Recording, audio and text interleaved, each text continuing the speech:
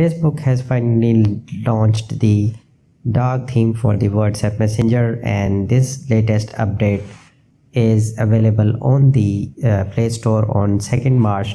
All you need to do is that you need to go to your Play Store and make sure that your WhatsApp Messenger is updated. If not, you need to update the Messenger, and the last update is March 2nd, 2020.